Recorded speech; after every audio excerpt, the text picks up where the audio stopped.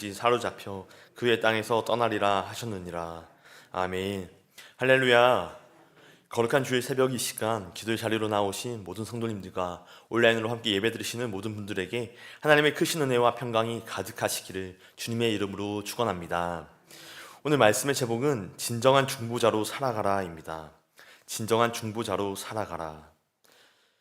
오늘 함께 읽은 아모스 7장은 북이스라엘의 멸망을 예고하는 하나님의 환상으로 시작됩니다. 하나님께서는 아모스를 통해 언약이 파기한 이스라엘에게 다가올 재앙을 경고하시며 그들이 영적 죽음에서 깨어나기를 간절히 호소하셨습니다. 하지만 이스라엘은 여전히 돌이키지 않았고 이제 하나님은 직접 환상을 보여주시면서 이스라엘의 파멸이 현실로 다가왔음을 경고하십니다. 하나님의 말씀에 회개하고 돌아오기를 거듭 요청받았던 이스라엘이지만 그들의 완고함은 재앙을 피하지 못할 결과로 이어졌습니다. 이러한 상황에서 아모스가 보게 되는 하나님의 환상들은 그들의 죄와 그로 인한 하나님의 심판이 어떤 모습으로 다가올지 구체적으로 보여줍니다. 아모스는 하나님으로부터 보내심을 받은 자리에서 하나님께서 맡기신 말씀을 성실히 전하던 예언자였습니다. 그가 받은 소명은 단순히 하나님의 말씀을 전하는 데 그치지 않았습니다. 그는 하나님의 환상을 통해 직접 하나님과 대화하기 시작했고 그로 인해 중보자로서의 역할을 수행하게 됩니다. 예언자는 하나님의 뜻을 해석하고 백성에게 전달하는 것 외에도 때로는 하나님 앞에서 백성을 위해 간청하는 중보자의 사명을 감당합니다. 아모스는 이 중요한 소명을 받은 자로서 천상의 어전회의에 참석하는 영광을 누렸고 온 세상을 다스리시는 하나님의 결정을 보고 듣고 전하는 특권을 얻었습니다. 이처럼 예언자는 지상의 현실과 하늘의 뜻을 연결하는 특별한 위치에 서 있었던 것입니다. 아모스는 전문적인 신학 교육을 통해 예언자가 된 것이 아니라 하나님의 직접적인 부르심과 인도하심으로 세워진 자였습니다. 목자로서 평범한 삶을 사던 아모스는 하나님의 음성을 듣고 그 뜻을 따르기로 결단하였습니다. 그로 인해 그가 하나님의 부르심을 받아 북이스라엘로 가서 예언을 전하는 사명을 감당할 수 있었습니다. 얼마 지나지 않아 등장하게 될 예언자 이사야도 비슷한 방식으로 하늘의 부르심을 받아 사명을 부여받게 됩니다. 이들 예언자의 사명은 단순히 인간적인 경험과 지식으로만 이루어지는 것이 아니라 하나님의 강권적인 부르심에 의해 이루어진 것이었음을 우리는 보게 됩니다. 아모스에서 나타난 환상들은 그의 메시지와 깊은 관련성을 가지고 있습니다. 이는 이스라엘의 죄악과 그에 대한 하나님의 진노를 상징적으로 드러내며 동시에 하나님의 정의와 공의가 어떻게 실현되는지를 보여줍니다. 아모스가 본 메뚜기 떼와 불의 환상은 이스라엘의 죄로 인해 닥칠 재앙을 경고하고 다림줄 환상은 하나님의 공정한 기준이 적용될 것을 의미합니다. 아모스 7장은 4개의 단락으로 되어 있습니다. 첫 번째 단락은 1절부터 3절까지 첫 번째 환상 메뚜기 재앙입니다. 두 번째 단락은 4절부터 6절까지로 두 번째 환상 불재앙입니다. 세 번째 단락은 7절부터 9절까지 세 번째 환상 다림줄 재앙입니다.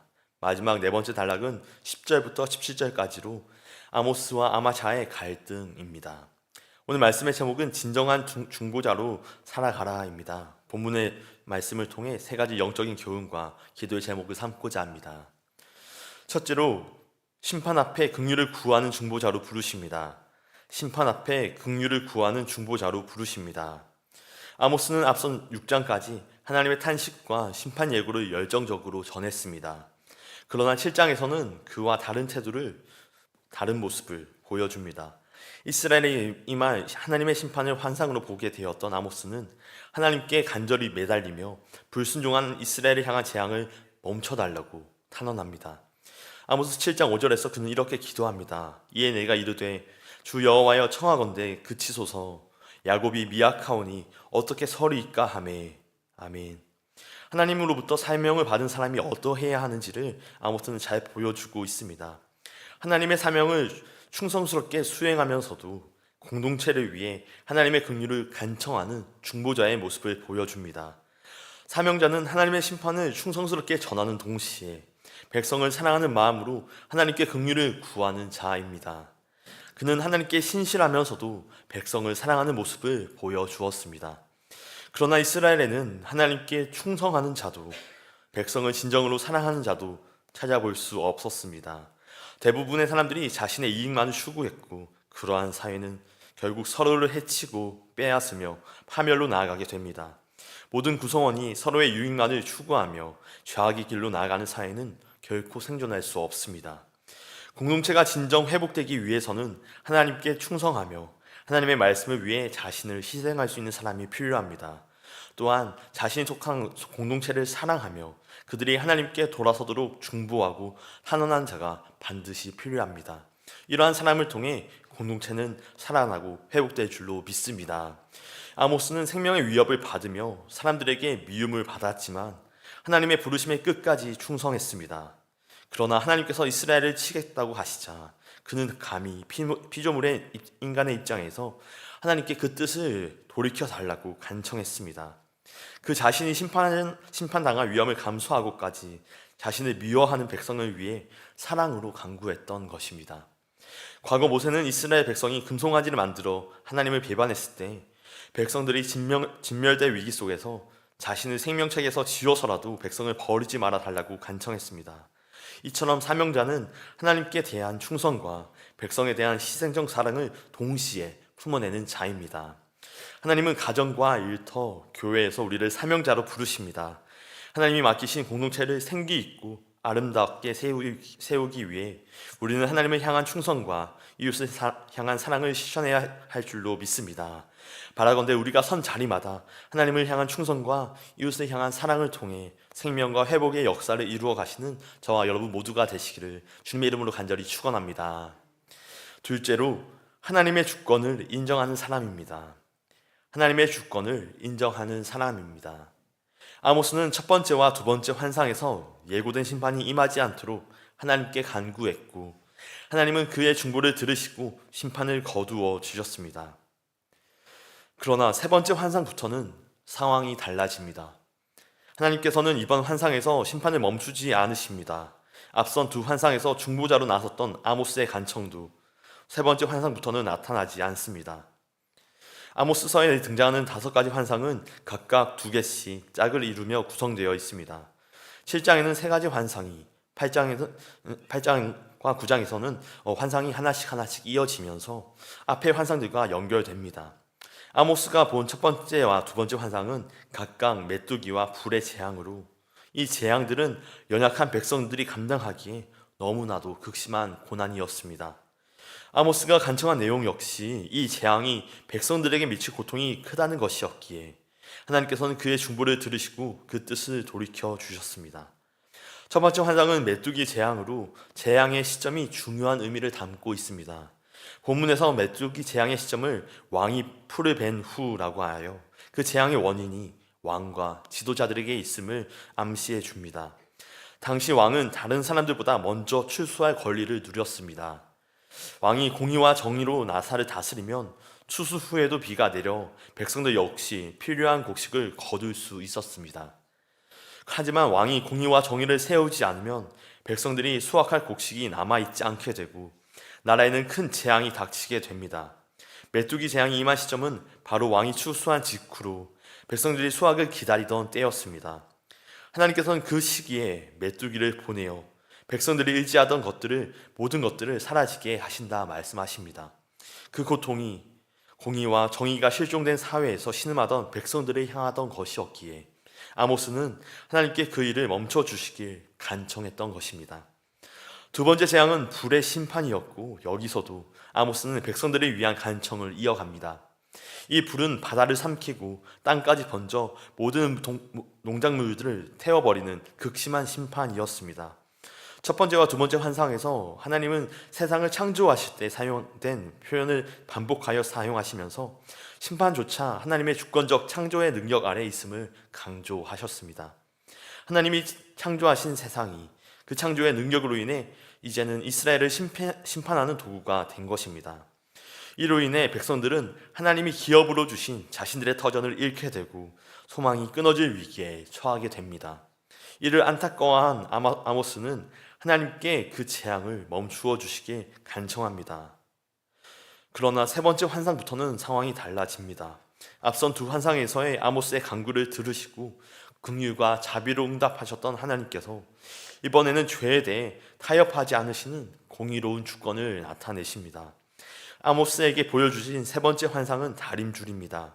다림줄은 건축할 때 건물이 바르게 서 있는지 확인하기 위해 사용하는 도구로 하나님의 공의와 기준을 상징합니다. 하나님은 다림줄을 들고 굽어진 성벽 옆에 서서 그 성벽의 비뚤어진 상태를 아모스에게 보여주셨습니다.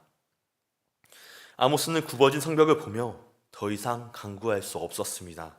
죄가 너무나 만연했기에 이스라엘을 위해 긍휼을 구할 만한 여지를 찾을 수 없었기 때문입니다. 굽어버린 성벽은 무너뜨리고 새로 세울 수밖에 없습니다. 하나님은 정의와 공의가 사라지게 만든 이스라엘의 정치와 종교 제도를 무너뜨리겠다고 말씀하십니다. 이번에는 용서가 없다고 선언하십니다. 그러나 세 번째부터 하나님께서는 두 번의 환상 예고에서 아모스가 구한 대로 백성들을 향하신 긍휼이 많으시고 자비가 풍성하신 성품에 따라 그 뜻을 돌이키셨다면, 세 번째 전하신 환상을 통해서는 죄에 대하여 타협이 없으신 하나님의 주권을 우리를 통해 깨닫게 하십니다. 하나님은 그분의 일을 이루어 가실 때 하나님의 성품과 속성에 따라 행하십니다. 우리가 하나님 앞에서 보일 수 있는 것은 오직 하나님의 긍휼을 기대하며 공의와 정의로 행하겠다는 회개와 간구뿐입니다. 우리의 힘이나 능력으로 하나님의 진노를 돌이킬 수 없기에 우리는 겸손과 정직함으로 하나님께 나아가야 합니다. 이 땅의 아픔과 눈물을 끌어안고 기도하는 자로서 진노 중에서도 긍휼을 베풀어 달라고 구했던 스바냐의 고백처럼, 그리고 8절에서 우리는 심판 중에서도 여전히 우리를 내 백성이라 부르시며 친히 다스리시는 하나님의 마음을 발견하며 그분의 긍휼하심에 기대어 나아가야 하는 줄로 믿습니다. 하나님의 주권대로 이루어지는 것이 가장 선한 일임을 믿고 우리의 삶에 하나님의 주권을 인정하며 살아갈 때 그 안에서 우리는 하나님을 더 깊이 있게 경험하게 될 줄로 믿습니다. 바라기는 온 세상을 공의와 정의로 경영하시고 다스리시는 하나님의 마음에 합한 삶으로 나아가 그분이 우리의 삶에도 주권을 행사해 주시기를 구할 때 하나님의 은혜와 선하심을 더욱 깊이 경험하는 저와 여러분 모두가 되시기를 주님의 이름으로 간절히 축원합니다. 끝으로 하나님의 경고에 회개와 순종으로 응답하는 자입니다. 하나님의 경고에 회개와 순종으로 응답하는 자입니다. 북이스라엘 중심 성전이 위치한 베델의 제사장 아마샤가 하나님의 말씀을 전한 아모스에게 맞선 모습은 하나님께서 그들에게 심판을 내리시는 것이 정당함을 보여줍니다. 또한 하나님께 부름받은 참된 사명자의 모습이 아모스와 아마샤의 대화를 통해 뚜렷이 드러납니다. 아마샤가 아모스에게 한 말은 단순히 개인 간의 대화가 아닙니다. 이는 온 이스라엘을 대표하는 종교적, 정치적 지도층이 아모스의 예언을 어떻게 받아들였는지를 보여주는 것입니다. 지도자들이 하나님의 정당한 말씀을 전하는 예언자를 거부하고 말씀 선포를 방해하며 멸시하는 이 모습은 그들이 하나님과 얼마나 멀어졌는지 극명히 보여줍니다. 다림줄 환상이 보여준 것처럼 그들이 공의와 정의에서 얼마나 멀어져 있는지를 드러내는 장면입니다. 아마샤가 아모스의 심판 예고를 듣고 보인 행동은 그가 누구를 왕으로 섬기고 있는지 분명히 드러냅니다. 여호와의 제사장임에도 불구하고 이스라엘의 진정한 왕이신 하나님을 두려워하지 않고 인간 왕 여로보암 2세를 두려워하는 그의 모습은 하나님의 심판이 임할 이유를 여실히 보여주는 것입니다. 이는 북이스라엘 지도자들이 하나님 앞에서 어떻게 살아가고 있는지 단적으로 보여주는 예입니다. 아마샤는 아모스의 예언을 진정한 왕이신 하나님께 기도하며 나아가기보다는 오히려 인간 왕에게 보고하여 아모스의 사역을 방해하려 합니다. 아모스가 북이스라엘에서 반란을 일으킨다고 모함하며 비방했던 것입니다. 아마샤는 아모스를 통해 전해진 하나님의 말씀을 부분적으로 왜곡하여 회개와 소망의 메시지나 아모스의 중보 기도는 빼고 여로보암이 칼에 죽을 것과 이스라엘이 포로가 될 것이라고 하는 경고만 전달합니다. 그는 하나님의 말씀을 자신의 이익에 맞게 바꾸어 전하는 비열한 행동을 서슴지 않습니다. 겉으로는 하나님을 섬긴다고 하지만 실제로는 거짓의 아비 사단을 섬기고 있는 것입니다. 이처럼 둘 다 사명자로 불렸지만 한 사람은 자신의 목숨을 걸고 하나님께 충성했고 다른 한 사람은 하나님의 말씀을 자신의 유익을 위해 왜곡했습니다. 누가 참된 사명자인지는 분명합니다. 하나님의 말씀에 회개와 순종으로 응답하며 긍휼을 구하고 돌이키라는 하나님의 외침을 전하는 아모스가 진정한 사명자요 하나님이 찾으시는 사람인 줄로 믿습니다. 우리 역시 하나님의 부르심을 받은 사명자로서 삶의 자리마다 하나님의 말씀을 받습니다. 그 말씀을 대하는 우리의 태도와 모습이 우리가 진정한 사명자인지 아니면 거짓에 불과한 자인지 결정할 것입니다. 우리가 진정 하나님을 섬기는 사명자인지 아니면 겉으로만 하나님을 섬기는 척하는 우상 숭배자가 될 것인지 우리의 태도와 모습을 통해 하나님 앞에 드러날 것입니다. 그리고 우리는 누구도 속일 수 없는 하나님 앞에 서게 될 때 우리의 중심이 하나님 앞에 남김없이 드러나게 될 것입니다. 부디 어디에서나 하나님께서 인정하시는 순종의 사람, 거룩한 믿음의 소유자로 인정받으시기를 축원합니다. 오늘 거룩한 주일 우리는 주님을 예배하고 각자의 자리에서 사역을 감당합니다. 그 모든 자리마다 우리의 진정한 왕이신 하나님께 순종하며 참된 사명자의 길을 걸어가 믿음의 승리를 이루는 저와 여러분 모두가 되시기를 주님의 이름으로 간절히 축원합니다. 진실한 모습으로 주를 따르는 사명자를 찾으신 하나님, 거룩한 주일 새벽 이 시간 우리에게 생명 주시고 말씀을 통해 주의 길로 인도하여 주심에 감사드립니다. 하나님의 성품을 알아 하나님께 충성의 마음을 고백하면서도 이 땅의 백성을 품고 중보하는 공의와 사랑의 사람이 되게 하여 주시옵소서. 하나님의 말씀을 받을 때면 그 말씀으로 자신을 돌아보아 주로부터 멀어진 삶이 있다면 깨닫고 돌이키는 회개와 순종의 모습이 있게 하옵시고, 또한 우리의 삶 주위에 주를 떠난 이들을 사랑으로 주께 인도해 가는 귀한 사명도 넉넉히 감당해 나아가도록 인도하여 주시옵소서. 이 시간 주님의 전에 나와 간절한 기도의 제목과 함께 올려드리는 귀한 예물의 손길들이 있습니다. 이 예물이 쓰이는 곳마다 하나님의 나라가 확장되게 하옵시고 복음을 통한 생명 구원의 역사가 넉넉히 일어나게 하여 주시옵소서. 드린 손길 외에도 주께서 늘 함께 하여 주사 하늘의 복과 은혜가 충만한 삶으로 인도하여